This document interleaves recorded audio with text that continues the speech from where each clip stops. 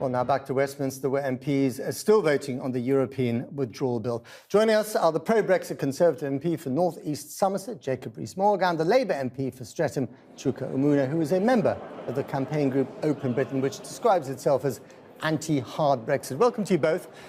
Jacob Rees-Mogg, can you hear me? Just about. Okay, yes. jolly good. I'll try and speak up. I'll be able to hear you better. So I was just talking to your friend Nicky Morgan about whether she would choose principle or party. And of course, she wants a soft Brexit. She doesn't want the exit date that's written into the bill. What would you advise her to do? Follow principle or follow party? Sorry, I couldn't hear that, but what would I advise Nicky Morgan to do in relation to the bill? Yes. Follow principle. Should she follow or her principles party? or her party? Well, I think that people should always in Parliament follow principle. That is what I've always done. Though you have a loyalty to your party and to your electors. And over Brexit, we stood on a manifesto saying that we would withdraw from the European Union and that we would leave the single market and the customs union. Now, if Nicky said to her electors that that didn't apply to her, then she would have made it clear in the general election. If, on the other hand, she stood on that manifesto, her principles in June were to support the manifesto, and then she should go with both her principles and her party. Are you afraid that 11 or 12 Tory rebels might bring down this government?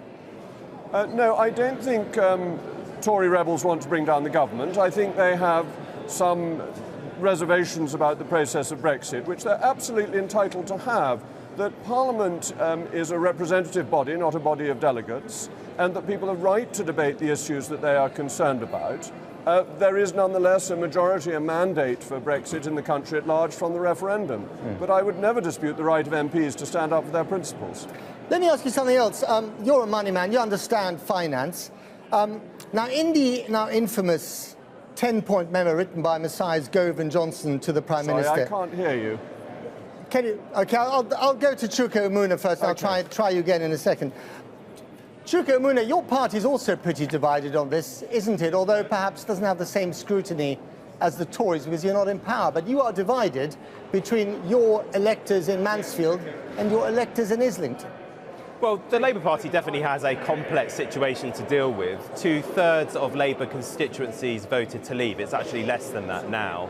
But 2/3 of Labour voters voted to remain. So in many respects, what you've got is a Labour Party that reflects the country in terms of differences of view on how we deal with this process, whether we should leave or remain.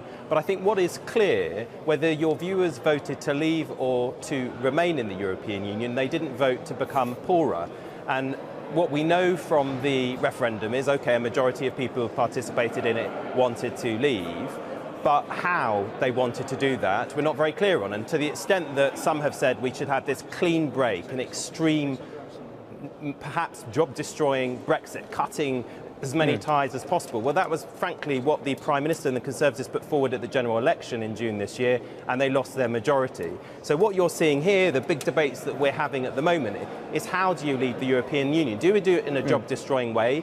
Do we do it in a way that ends up bizarrely giving ministers the ability to make powers by decree, which is basically what was proposed in the bill originally, or do we do it in a more sensible way? OK. Back to Jacob Rees-Mogg, if I can. Can you hear me now? I can, yes. OK, jolly good, fantastic. So, I'm just talking about this the rather infamous memo written by Messrs. Gove and Johnson to the Prime Minister with 10 points, where they say that they want you to clarify, they want people to clarify their mind and internalise Brexit, the logic of Brexit. Would you say that to business leaders? Well, including, for instance, the head of Aston Martin, who today said that a hard Brexit would be semi-catastrophic.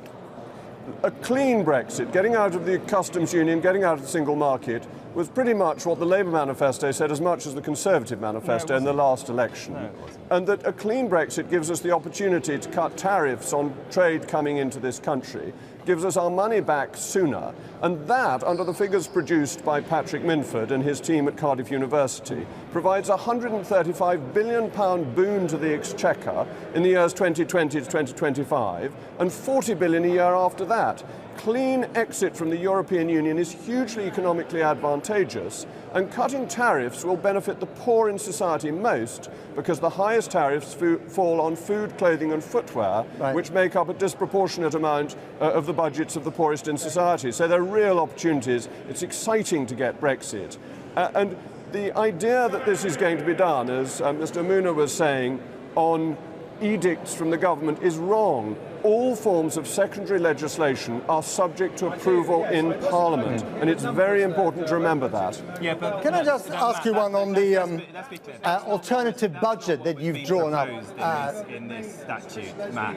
And if you want to talk about the price of goods in the shops that your viewers buy, the fact is we've got 3% inflation now, so all of the goods that you buy in the shops generally are much more expensive. That's a direct effect of Brexit because of the depreciation of the pound sterling, and we're not even out yet. So this idea that somehow you're going to have all this money, it's going to be wonderful and prosperous, well, that isn't borne out by what is happening at the moment. And Patrick Minford and his small group of economists have been widely discredited.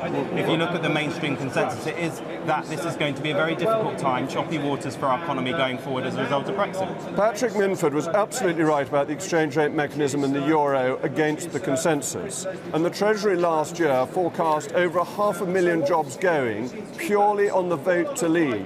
All these very gloomy forecasts have been shown to be wrong. But we haven't left yet. No, the Treasury said we would lose 500,000 jobs on the vote to leave. They said there would be a recession on the vote to leave. They did. It's in the Treasury short-term impacts of Brexit assessment document published before the referendum last year.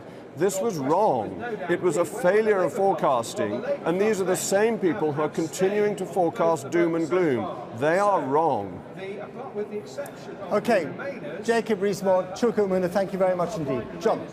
Now,